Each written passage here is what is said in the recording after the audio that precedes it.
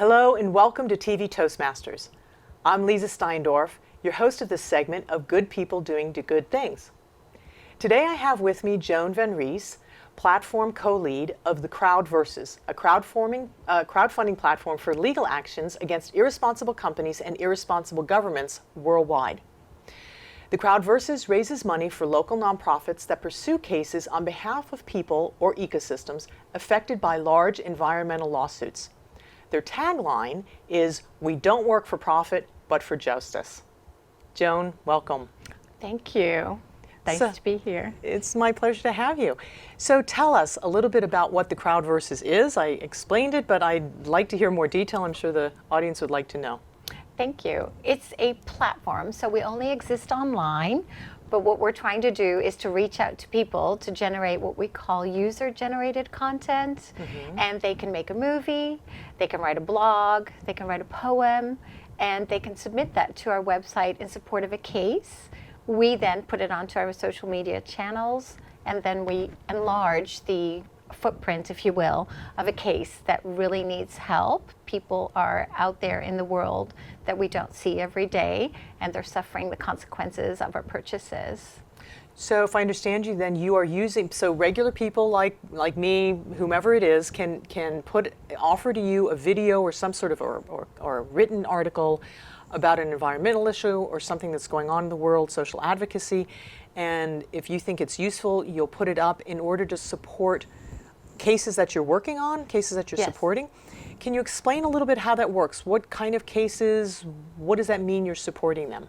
At this point in time, we have 4 cases, so those would be the ones that you can tag, if you will, with your support. And for instance, even this program is helping our platform, because I will use it to put it out onto social media channels and say, hey guys, I'd like to support all cases equally. We actually have a fund listed on our homepage where you can go to, and then you can tag one category, and then your donation will be distributed equally among 4 cases. At this point in time, we showcase 4 of them that are big, landmark cases that once they are decided upon, will also decide for a lot of other cases that are following in their footsteps. So why do these, so first I'd like to know what the case, maybe you can just mention what 1 or 2 of the cases are, and why do they need your help? I mean, if they're lawyers and there are governments involved or large companies involved, why would they need the Crowdversus to help them? What a great question. So these cases that we have, for instance, the 2 that I'm thinking of, one is Chevron versus Ecuador, which is a very old case. It's been litigated for over 25 years now. Wow. Several countries. They achieved a judgment in Ecuador against Chevron, which used to be Texaco, when they did their environmental damage.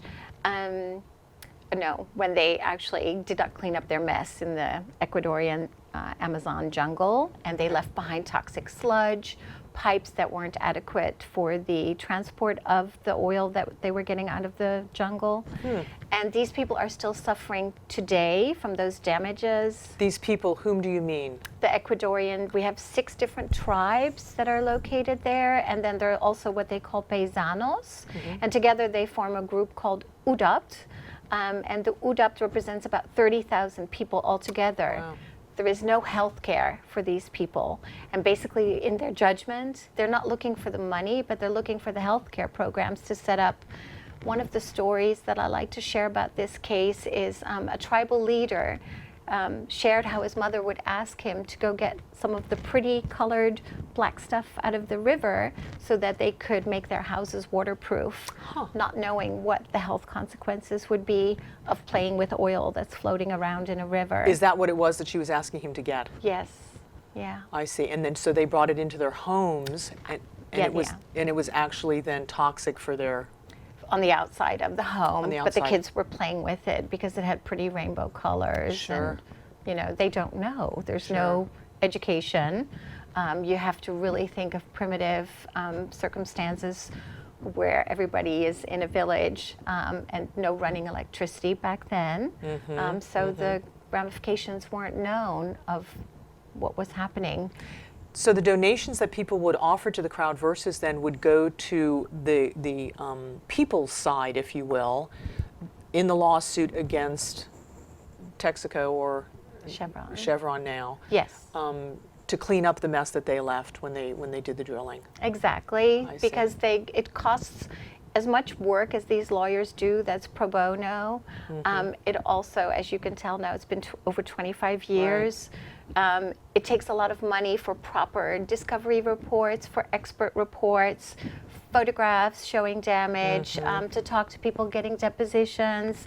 There are a lot of legal costs involved, and litigation just these days is not so very simple. When you appeal a case, there are costs involved, and that was actually one of the other cases I was thinking about sharing, is the Save Our Infolosi Wilderness case. They've been told that they need to, or they want to appeal their case. And what does it, just explain for a moment, what does it mean to appeal a case? That means that there's been a judgment on a certain aspect of their case, maybe a hearing rather than a trial, so it's a part of what the case goes through.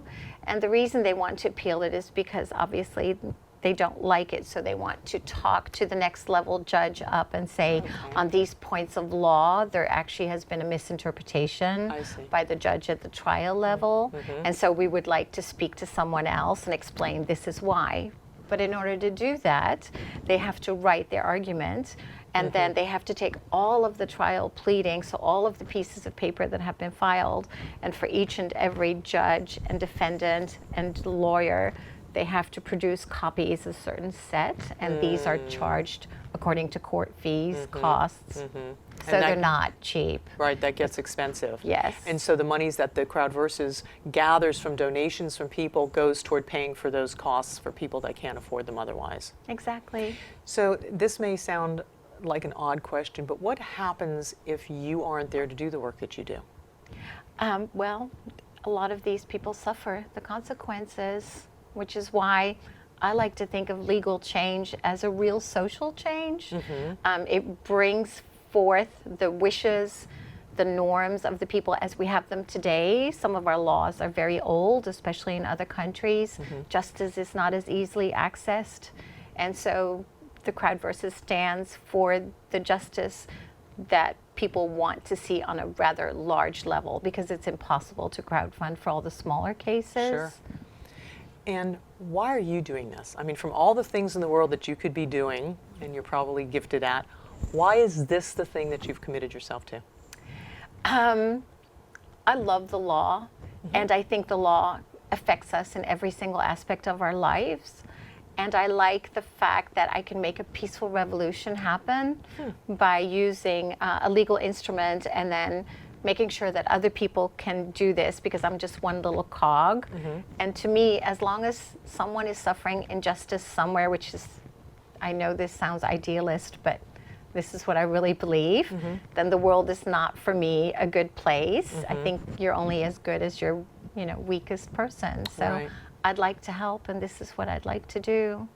I think it was Martin Luther King who said, injustice anywhere is injustice everywhere. Yes. Yeah. So you had a beautiful phrase, you said, a peaceful revolution. What does that revolution look like to you? To me, I think a peaceful revolution is one where, because you're arguing a case on its own merits, on the injustice that's occurring, you see shifts these days in gender rights, in freedom of the press, and I'd like to see these happen for the better in every single country, which is a big wish. But kind of that's a peaceful revolution to me, where you don't have to have people lay down their lives to effect a change. So I'm curious, I'd like to hear about a success story, but before we get to that, you had shared with me prior to this starting the interview about a woman in England who had been very involved in getting rights for the earth going. Yes. Can you speak a little bit about that? That was just absolutely fascinating. She's a beautiful person. That's Polly Higgins. She was the first attorney who came up with the term ecocide. So rather than genocide, which is the killing of numbers of people, this is ecocide, the killing of the environment on an ecological level. She's been very active in the past, and I'm speaking of her in the past tense because we recently lost her about think now it's been 2 or 3 months ago, to cancer, and she'll be very sorely missed, but she carries on a beautiful heritage and has started a large movement in the UK not only, but because she works at the UN level all over the world. So I look forward to carrying out her legacy, yes. And what was that? Explain a little bit about that ecocide and what that legal action was, because I found it really a fascinating concept. So there are different ways to interpret the law when you bring a lawsuit, and one of the areas in which we used to bring litigation would be either public domain or public interest law. Polly came up with the term ecocide, which takes the rights of nature and puts them in the first place. So rather than relegating it to the rights of humans having the right to clean air, the right to having the liberty, happiness, justice, clothing, a roof over your head. You know, we have certain rights. And then nature has no rights. So with her heritage, she changed, I think, the perceptive for all people to also realize that the first case, for instance, was decided in New Zealand. There's a river and a mountain that now have rights. Really? Yeah. So isn't that fascinating? So what I'm hearing you say is that actually that the perspective is shifting, that not only we as human beings have rights in regard to nature, but now actually we are recognizing that nature itself, plants, rivers, oceans, mountains, rocks, what have you, canyons, have their own rights, and it's our responsibility actually to take care of those. Yes. Isn't that beautiful? Isn't it a great idea? I really like it, because we're in a balance with Mother Earth. Of course, Kumi Naidoo from Amnesty International, the Secretary General, said, well, if we all die, the Earth will still continue. But actually, we live in a balance with our environment. So yes, I think that everybody has rights, whether actually you're a child or nature. Well, and it may continue, but the question is, how will it continue, and how long would it take actually to find its own balance again without us, depending on how we take care of it, right? Right. Right. Yeah. So what is one of the success stories of the Crowdverses, where you all have put money behind something and either a people or a case or nature itself has been taken care of? I think all of our cases are a success story. We've had several cases that were crowdfunded for and we almost met the goal, but I don't think money is the only definition of success. I think the definition of success is also how much energy and attention do you create for a case. And so in that category, we're definitely being more successful because we are bringing to the attention of more and more people that these cases are out there, and changes are also beginning to happen at the UN level, where they're beginning to propose policies, new treaties representing also some of these ideas.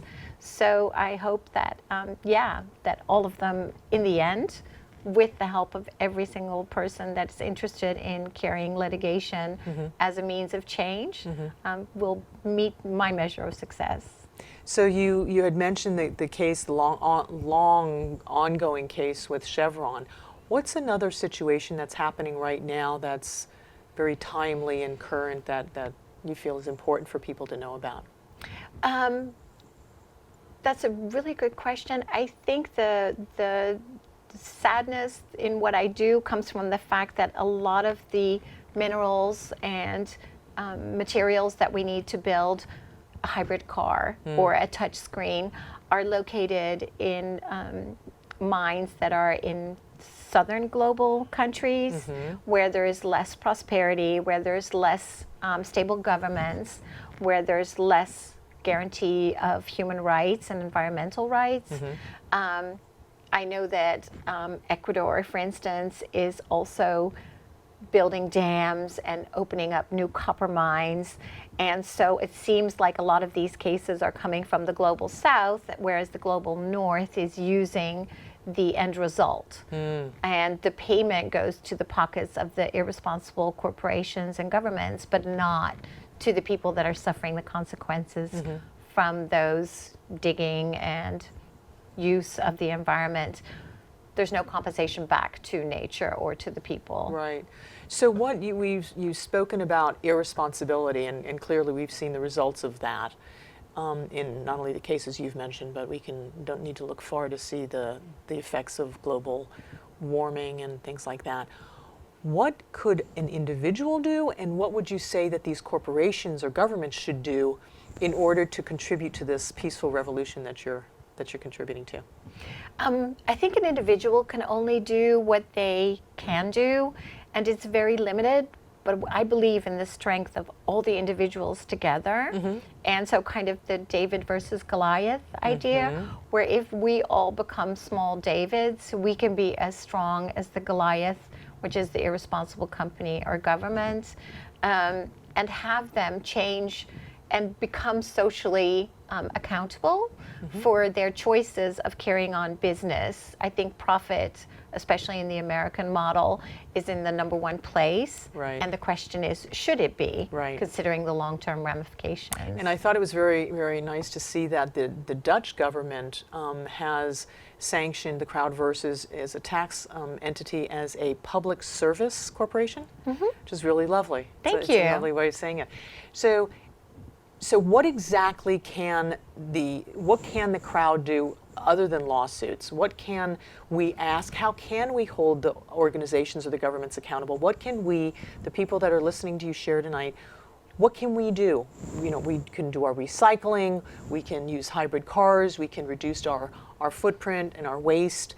I've recently started using these reusable collapsible dishes that I got at REI, and I take them whenever I go to a restaurant. If they're leftovers, I pull out my little container, I put in my food in there, and I take them with me. And I'm trying to figure out a way, how can I get all the restaurants to use these instead of throwaway containers, which are one-way, one-time usage, and have a huge impact not only from the resources that are caused by producing them and getting them to the restaurant, but then they also need to be then taken care of, and then they sit on a waste heap for how many years or decades.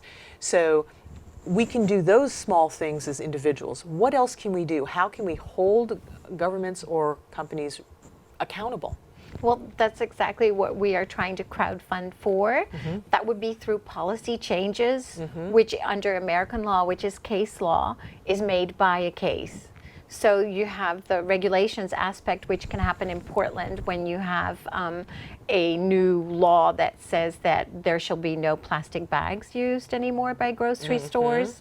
You can also go and have a decision made, hopefully in one of our cases, that would change the law all over the world, because it's such a landmark case, and the 4 that we represent are, all of them have a major impact when and if they will be decided.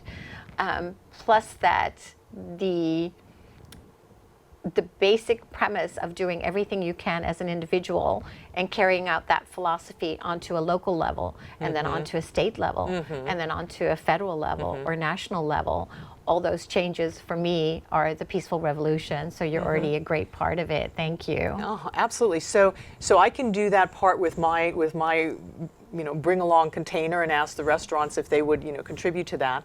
And then, it can grow from there. Recently, the state of Washington passed a law that there will be no longer plastic straws. And now I heard that the state of Oregon is considering that. And so, if I understand you correctly, you're saying that's the way that we can do this. We can do it, there are 2 ways that we can do it on our individual lives, where we have, we compost, our waste, fruit and vegetable waste, and we, limit our gas consumption and things like that.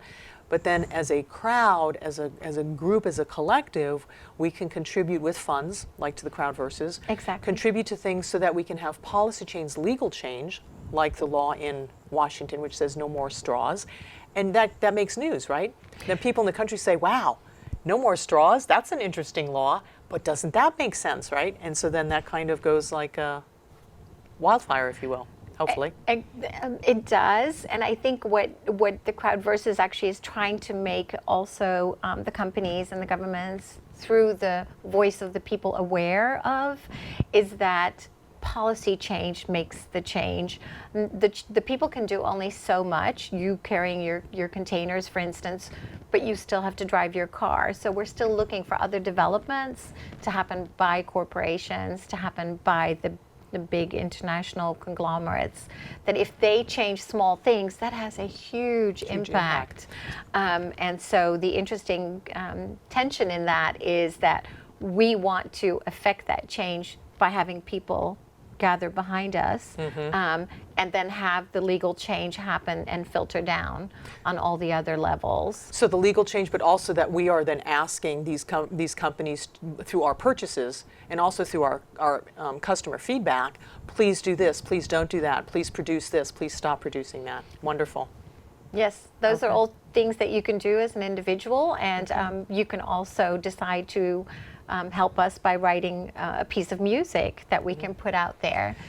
So I'm sorry, that's what I was going to ask you. So how can people, what kind of contributions are you looking for? How small, how large? And what else can people do as far as bringing their own content that would serve the crowd versus and your purpose? So we have different categories at this moment. We have blogging, we have vlogging, we have cartoonists, we have videos, we have a general fundraising category where you can host a dinner, which is themed, for instance, for a Mexican case, you could use corn because we're trying to stop GMO corn from being sold in Mexico. It's the country of origin for corn, and so I think one of the last places where you would want to introduce corn that's been genetically modified is Mexico. So the thing that we're looking for is you go to our website at www.thecrowdversus.org, and you can go to Be the Difference, which is on the header page. And then you can go and in an accordion wise, you can choose what serves you. The length is not important. It's up to you and your creative energy, what you would like to submit. And then I will be the person who actually sees it behind the scenes. Lovely. How fun. Because I am the platform coordinator as well. And so I will submit that and make sure that it's appropriate for the case. We don't want people swearing. We don't want any abuse of any kind or wrong. But then we etalage it and put it out there and use hashtags that you can think up yourself. And you can find it and follow it and see what happens. And how about financial contributions? I know that a lot of the monies that are needed come from contributors. So what is the smallest amount that people can contribute and the largest, or is there a limit on that? No, there's not a limit on that. There is actually a limit that we don't want corporations to contribute. So that's one thing that I do need to put out there up front. But for the individuals, how can we contribute? So we have also a donations page, which actually is listed under our cases page. We figure people who want to know more. It's also a header. Halfway down the homepage, there's the equally distributed fund, or there's the case page fund. And then you can choose whatever category has your fancy, or as I explained before, you can donate and have your funds go equally, and our minimum is $10. So the reason for that is banking costs are quite high. And the Dutch requirement that you referenced before says that at least 80% of every donation goes to the case. And sometimes we have separate links that will donate as much as 95% to the case if you come in through the case itself. So there are different ways of having your donation contribute more, actually. And so you can choose, it's nice that you can choose where your donation goes to, and starting at $10, but it can go up to $10,000. And you've mentioned the Netherlands a number of times, so I just wanted to be clear, the company is based in the Netherlands, but you work globally, and you do a lot of work here in the United States, and you work in other countries as well. We work globally. Actually, we have a payment system that is global, so it uses every single currency available, whether you're in Russia or India or Brazil. You can donate in whichever currency you prefer. The one caveat is that you should know that unless you're in the United States, it would not be tax deductible for America. So that is one thing I want to emphasize as well. Jone, thank you for being here. Thank you for doing the work that you do and for taking care of our planet and the people who can't take care of themselves that easily, facing some of the forces that they're facing. So thank you for your work. Oh, thank you so much. I appreciate it. So, the Crowd Versus reminded us that there are other and better measurements of progress and success than profit, justice, for instance. I'm Leeza Steindorf, and I thank you for joining us on Good People Doing Good Things. And until next time, be well.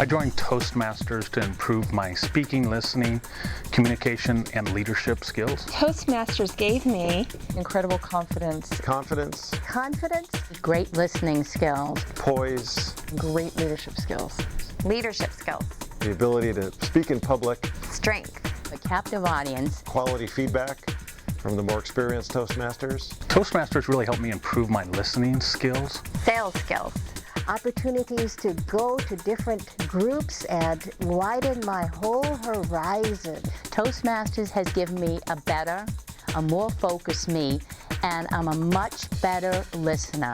Toastmasters is fulfilling. It's a great place to fail your way to success. wonderful way to meet people. networking, strength, It's addictive. It's a club of self-improvement. It's an experience, it's a ride that you won't forget, and you'll enjoy it every step of the way. Toastmasters helped me land a kick-butt job. I sang at one of my table topic speeches, and people liked it and applauded. My business is doing great, and I'm very, very grateful to Toastmasters. It's been a great experience for me. Thank you, Toastmasters. Thank you, Toastmasters. Thank you, Toastmasters, for giving me so much confidence. thank you Toastmasters for everything.